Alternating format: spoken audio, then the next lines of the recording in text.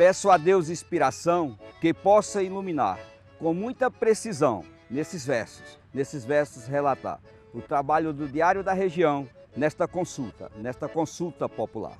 Já me chega a autorização e como um bom sujeito, vinda lá do sertão para vecejar São José do Rio Preto, com muita emoção, vou fazer isto direito.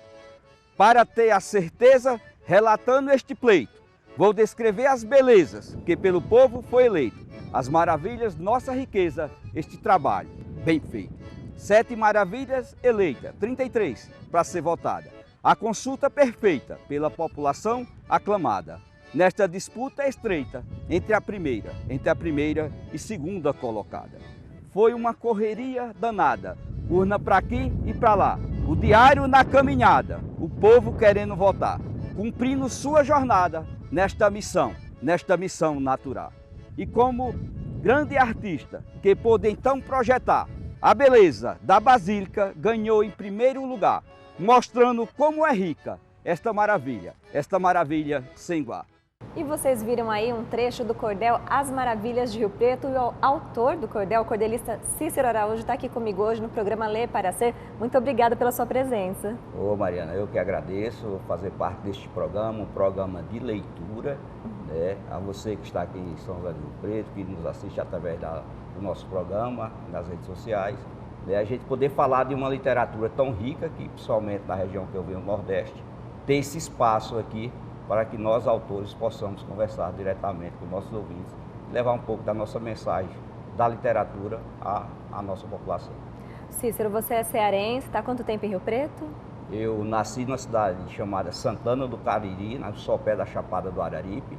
Eu estou em Rio Preto desde agosto de 91. Estou aí na casa dos 33 anos, né, já aqui em São José do Rio Preto. Já me considero um riopretense, mesmo não podendo abrir mão jamais de minhas raízes cearenses e nordestinas. Com certeza, e você já é uma referência já há algum tempo na literatura de cordel aqui em Rio Preto e região, cada vez mais procurado por professores, alunos, né, pessoas interessadas nessa cultura. Sim, eu já escrevo cordel e é interessante, a minha relação com o cordel nasce de um momento que eu tive a sorte de nascer numa região que tem Patativa do Assaré, né? E aí eu tive essa sorte de ouvir pela primeira vez num programa de rádio Patativa do Assaré, depois conhecê-lo, ele na minha cidade declamando seus versos, participando de vários trabalhos. E a partir daí vem paixão. Eu sempre, quando eu pego um livro, e eu falava isso para ler uma grande literatura, eu às vezes não compreendia Patativa do Assaré não. Patativa do Assaré, no primeiro verso, a segunda estrofe, a gente já entendia o que ele estava querendo dizer na poesia. Ele é uma grande referência aí na história da literatura e da música do Nordeste, né? Sim. Se a gente pegar a narrativa, o Patativa do Assaré, ele é a maior referência de poetas populares que nós temos na história da literatura de cordel. A gente sabe que tem os percussores, mas neste caso, Patativa do Assaré se consagra justamente pelas suas letras e as músicas, e aí seguida por tantos autores brasileiros. Bom, quero começar mostrando então, esse aqui é As Maravilhas de São José do Rio Preto, vou pedir para você mostrar para aquela câmera para a gente, que é o trecho, né, que a gente mostrou no início do programa. As Maravilhas de Rio Preto, eu gostaria que você explicasse então para quem está nos assistindo, como que foi criado esse cordel. Essa literatura é uma coisa interessante. Há uns anos atrás, acho que no ano 2008, teve um grande jornal aqui, o Jornal Diário da Região, e eu seguia, né, um amigo meu que sempre repórter e fazia grandes reportagens, que é o escritor Raul, e eu sempre lia todos os materiais dele, eu começava a ler. E aí teve uma campanha que esse jornal fez, que foi justamente levantar em São José do Rio Preto aquilo que é do mais lindo, que é os pontos turísticos da cidade. E aquilo começou a me aguçar na mente que poderia ser feito algo. E aí quando sai As Maravilhas que foram eleitas, a população escolheu, isso eu achei muito rico, que teve nossa Basílica. E eu tinha tido 2 festas de formatura na Basílica. Uma, quando eu fiz processamento de dados no ano 93, quando eu chego aqui eu começo a estudar computação, eu achava que era o futuro. E depois quando eu me graduei em ciência da computação, eu falei, eu vou escrever alguma coisa. E aí um outro ponto muito lindo, que ficou em segundos, que é a nossa represa. Falei, não, eu vou pensar algo. Aí eu comprei o jornal lá na padaria, no bairro que eu moro, Jardim Santo Antônio, e fui para casa. E aí comecei a ler as matérias. Eu peguei lá e comecei a escrever. Né? Tanto que no final da tarde eu estava com 24 estrofes em cestilha, falando um pouco da primeira à sétima das suas particularidades. E aí, levando o povo a conhecer justamente esse trabalho rico, que são os pontos turísticos da cidade de São José do Rio Preto. E quem pega um folheto desse aqui, é tanto que esse folheto eu já lancei mais de 5.000 cópias, ele foi premiado agora na lei, no projeto Nelson Seixas, e aqui a gente pode ver todos os pontos turísticos da cidade.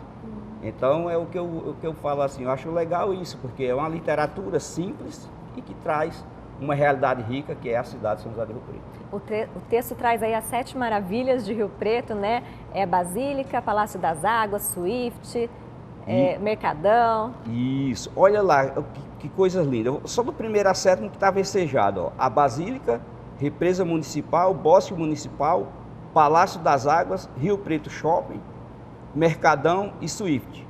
Né? Essas 7 eu versejei e elas se encontram aqui. Quer dizer, são pontos que são pontos ímpares na cidade de Rio Preto. Faz parte do cotidiano da história dos povos que aqui habitam. Né? Eu tive essa sorte, né, de ter esse material, que já foi uma pesquisa realizada por um grande jornal, e do outro lado trazer para aquilo que é o de mais rico do nosso povo nordestino, no ramo da literatura, que é o cordel. E aí transformar isso em cordel, eu acho que veio, né, a somar mais ainda.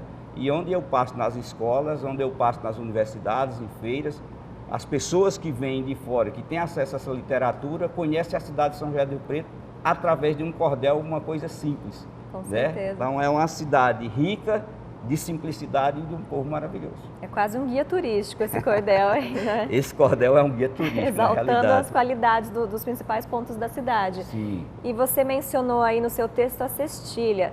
Sim. Né? Para quem não conhece, o cordel é uma literatura aí, e ao contrário do que muita gente pensa, não nasceu no Brasil, né? Veio lá da Europa, é isso? Sim, não, o cordel, pra você ter ideia, os estudos que a gente faz, nós temos relatos de ter o cordel em Portugal já de século XVII, inclusive existe lá um material que eu estava pesquisando que existe até umas formas de estrofe na China, né, para ver como que é essa migração da literatura no meio dos povos.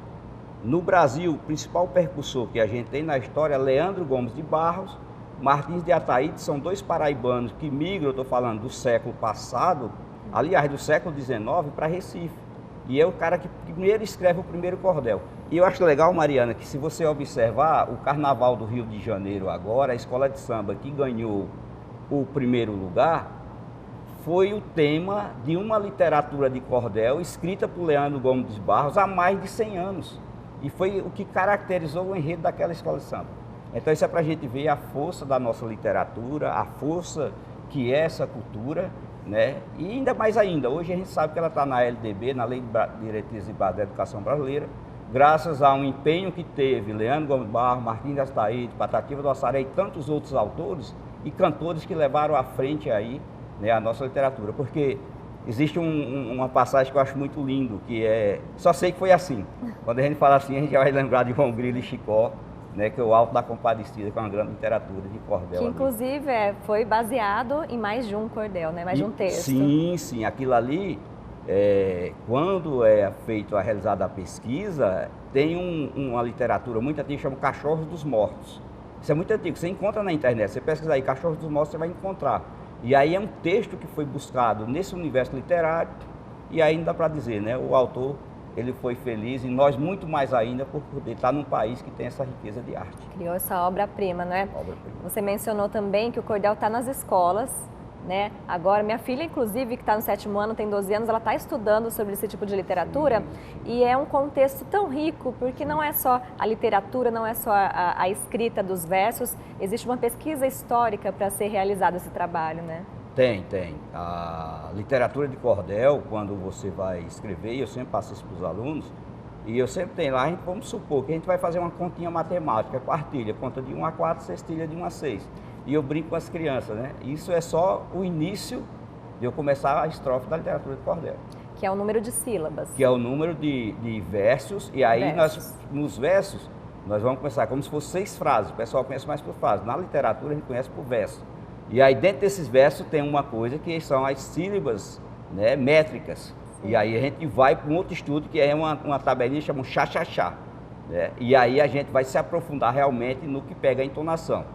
Imagina agora se eu busco arrimar. Através da TV com você quero falar. Através desse verso que é pura cultura popular. Tá vendo? Isso é repente. Olha só, improviso aqui. É improviso, né? Então isso é o repente que a gente cria do imaginário do cenário.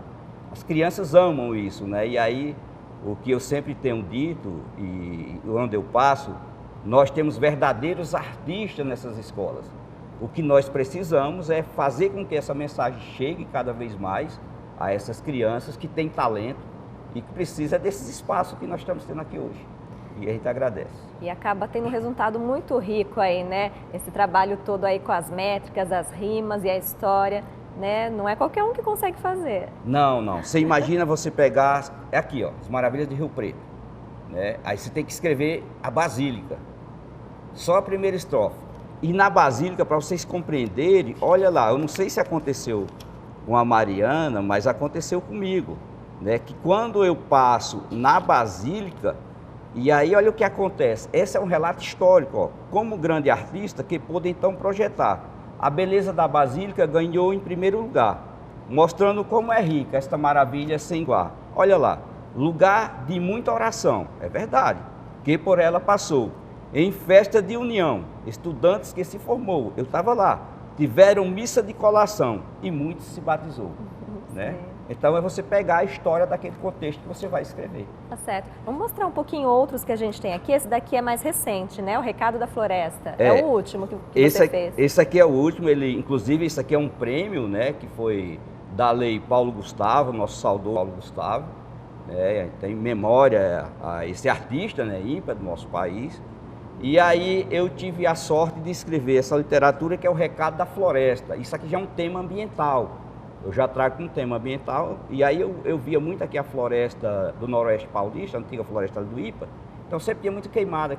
E nós fizemos um trabalho lá com um projeto de estudantes, no plantio de árvores, só uma década atrás. E aí eu imaginei, então vou escrever o Recado da Floresta, né? E eu tive a sorte, né? Isso aqui são 26 versos em cestilha, né? Inscrevi no Paulo Gustavo. De 10 projetos eu fiquei em 5º lugar. Eu achei que não passava o projeto, mas eu acho que o tema é interessante. Literatura, cordel, tema ambiental, o planeta está pedindo socorro. Então eu vou nas escolas levando esse material, mas mostrando esse lado literário do cordel, mas muito mais o lado da consciência ambiental, que é o que vai ficar para as futuras gerações. Né? Se a gente não cuidar da floresta, o que vai ser os ambientes de cidades como a gente vive? Então essa literatura do cordel ele traz um pouco isso. Né?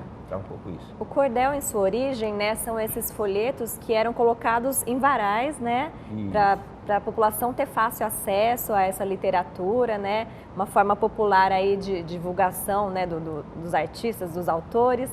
Mas hoje em dia ele é levado em vários outros contextos, os folhetinhos é dado de mão em mão nas escolas, distribuída para a população. Sim, vocês imaginam esse folheto aqui. E é interessante, todo cordel ele traz no seu primeiro momento, que é a xilogravura.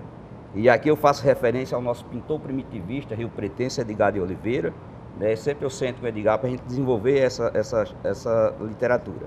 Né? E nessa literatura a gente já cria, né, a xilogravura, que é o imaginário. Hoje o que acontece? Eu vou numa feira mesmo, vou lá comprar uma banana, uma coisa, vou comprar algo que eu gosto de feira. E a gente faz uma apresentação das pessoas comuns passando ali do dia a dia, que às vezes não está lá no ambiente escolar. Elas têm acesso a essa literatura. Ela está contando um contexto. Vocês imaginam, aí a gente vai na escola, já é um outro contexto. Nos sertões que eu nasci, a notícia chegava através de cordel. Então muitas das coisas chegavam para nós através da literatura de cordel. Porque há séculos atrás, o rádio era artigo de luxo. Então a mensagem chegava através de um cordel, de um cordelista, de um poeta, de um repentista.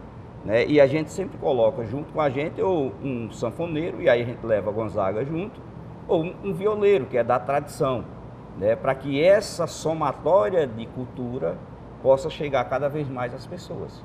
Chegar às pessoas, chamar a atenção também, né? Sim, vocês imaginam, a gente chega numa escola, a gente coloca um chapéu desse, hoje eu estou aqui com a bandeira de Pernambuco, e aí a gente coloca outro chapéu de Gonzaga e outros, né? E aí quando você abre uma sanfona, você começa a ver crianças, porque muitos professores, e aí é legal, eles trabalham no contexto da literatura Asa Branca, que é um hino, né? Aí você começa a ver as crianças vão cantando, não somos nós que vamos seguir a letra da música, as crianças começam a seguir a letra da música.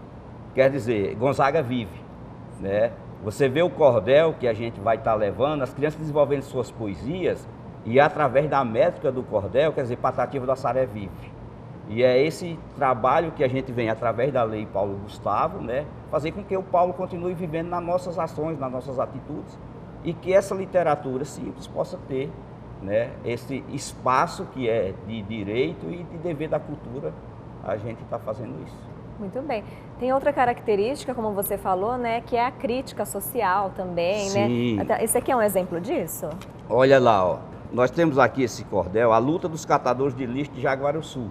Isso é de um amigo meu, Marcos Bandeira, um poeta cearense, que se apresenta muito no Dragão do Mar em Fortaleza, né? Eu tive a sorte de conhecer ele num evento que a gente estava em Brasília, e eu acabei trazendo ele aqui para São José do Rio Preto. Isso tem mais ou menos uns 15 anos que Bandeira esteve por aqui. Esse dia a gente estava em Manaus, né, desenvolvendo um trabalho em Manaus, também focado na literatura de cordel. E aqui é uma cidade, olha lá, Fortaleza é uma metrópole, né? E uma região lá com muito lixo, muito lixo. O que Bandeira fez? Bandeira escreve uma literatura de cordel, divulgando a questão do seu bairro, tudo, mostrando um lado que é a questão da dengue, que é a questão da poluição ambiental e que a gente tem, né, que ter cuidado com relação a isso. O cordel traz essas críticas sociais, né? Nós temos outros exemplos aqui, né, que você trouxe para a gente ver. Sim. Esses são de amigos também? Também. Aqui nós temos uma literatura, isso aqui é uma lenda esse cordel aqui, e aí a gente traz nada mais, nada menos que o cara mais teimoso que já existiu, acho em Juazeiro do Norte, que é José de Anchieta, o saudoso Seu Lunga, né? Quem não viu o Seu Lunga aí em reportagens aí, né? O Seu Lunga era de uma... O pessoal fala que era ignorante, ele falava que era correto.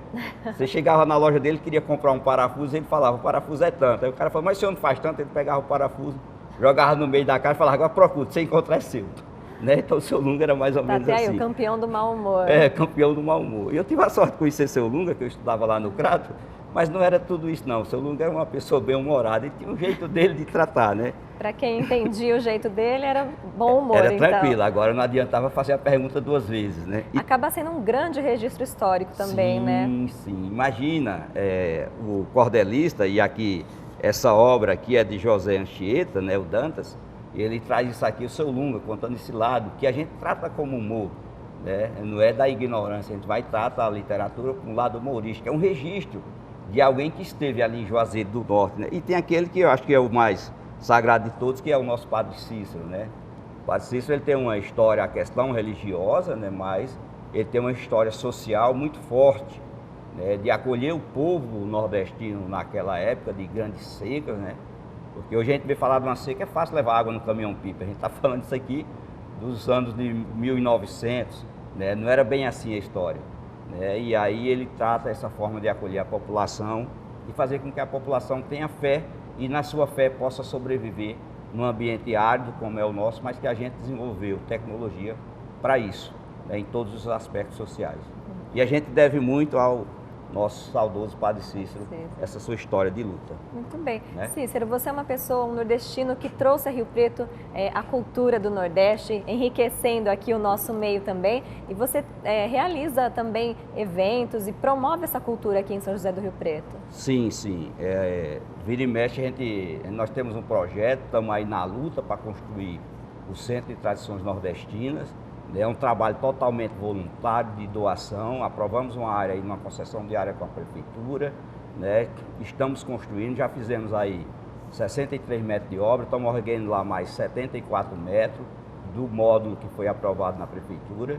E a tendência nossa é o quê? É que tenha um espaço para que cada vez mais a gente possa agregar valor a São José do Rio Preto. Nossa cidade é uma cidade que tem 500 mil habitantes, né? Aqui circula, acho que muito mais de 2 milhões de pessoas. Então a gente precisa esse choque, e aí tem gente eu acho que aqui em Rio Preto é uma cidade, pode ser mais de todo o país, mas todo mundo tem gente aqui que vem para essa região e está em São José do Rio Preto e consegue sobreviver e viver e ter aqui seus negócios. Então a ideia nossa é de ter esses espaços justamente para partilhar essa cultura, trazer artistas, fazer intercâmbio com... Nós estamos falando de 9 estados do país, né? O Nordeste são 9 estados que preservam, que lutam e mantêm sua cultura viva. Então o que a gente quer é essa ligação que você que está nos assistindo, que senta o prazer e a vontade de conhecer, está de espaço aberto para estar junto. Eu acho que quando a gente coloca algo bom em São José do Rio Preto, toda a cidade ganha, toda a sociedade ganha. E quando se fala de cultura, se você não mantém viva a sua cultura, você acaba morrendo como povo, como nação. Empresas que quiserem ajudar, contribuir, como que podem fazer? Eles podem estar fazendo contato com a gente, né? Nós temos conta aberta na Caixa Econômica Federal, né? Que é onde nós trabalhamos, recebendo doação diretamente para a conta da entidade. Faça contato com a gente, encontre a gente nas nossas redes sociais, tem os nossos telefones de contato, né? E a gente está à disposição para receber e visitar o canteiro de obra, que eu acho que é o mais importante, a pessoa ir no local, ver o espaço como está sendo construído na região norte de Rio Preto, né? E que lá a gente possa, além da cultura, montar um centro de tecnologia. Eu sou profissional da área da computação, hoje sou graduado em Ciência da Computação com bacharel em Direito, estou brigando aí na segunda fase da OAB já. E é justamente para a gente construir esses espaços e que a gente possa agregar valor à nossa cidade. Nada mais justo, porque cultura, ciência e tecnologia já está provado que mudam a sociedade, haja visto o meu estado do Ceará. Muito bem. É importante que você falou, né? Você tem a sua profissão, que é outra área totalmente diferente Sim. do cordel, que é a tecnologia, Sim. né? Mas você acaba levando um pouquinho dessa cultura para os seus alunos também? Sim, sem dúvida. Vocês imaginam, eu entro numa sala de aula, eu sou docente do Senac São Paulo, e aí eu entro com esse chapéu, né? Aí pronto, aí já vira aquela festa, porque o pessoal começa a olhar, é a identidade, né? O cara mesmo estando na área da computação, área de ponta, né? Que eu ouvi falar que é futuro, já mais de 30 anos. Eu vim para cá, comecei a estudar isso, achava que era o futuro. E eu era formado em técnica agropecuária pelo Instituto Federal de Ciência e Tecnologia do Crato.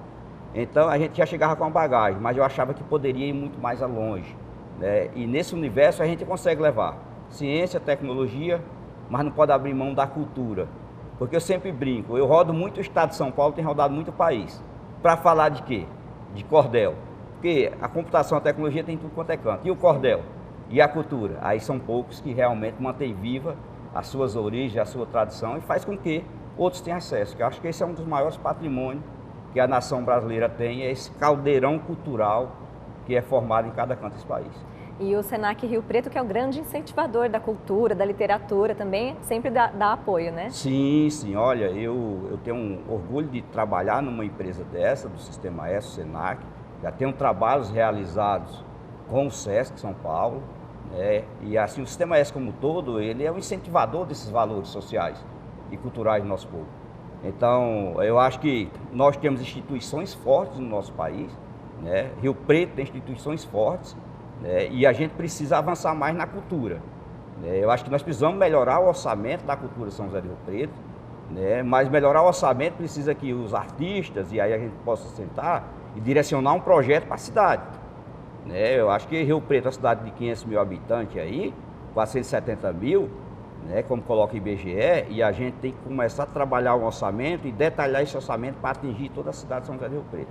Eu acho que a partir daí nós podemos chegar aí, quem é do executivo, e realmente propor 1%, 1,5%, 2%, né, e a gente também buscar recursos de outros governos que possam melhorar a condição de vida da cultura e dos artistas locais. Tá certo, Cícero, muito obrigada pela sua participação hoje aqui no Lei para Ser, né, enriquecendo aí a nossa programação. Quer deixar um recado para quem está nos assistindo? A mensagem que eu deixo é que você tem acesso a isso aqui, eu estou indo nas escolas, né, a literatura do cordel, o recado da floresta, ela vai falar justamente sobre isso.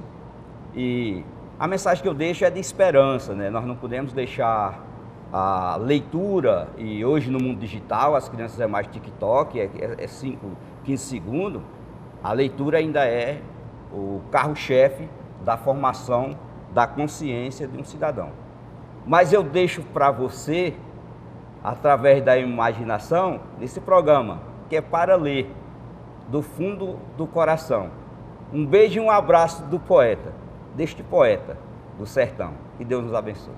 Muito obrigada. Terminando aí com o cordel, então, do Cícero Araújo. A gente agradece muito a presença. Se você quiser participar do nosso programa, enviar sugestões, entre em contato com a gente. Nós estamos no Instagram, no Facebook. Siga a gente nas redes sociais, manda um recado para mim. E também, se você quiser rever este programa, nós estamos no YouTube como TV Câmara Rio Preto. Muito obrigada pela sua audiência e até o próximo programa.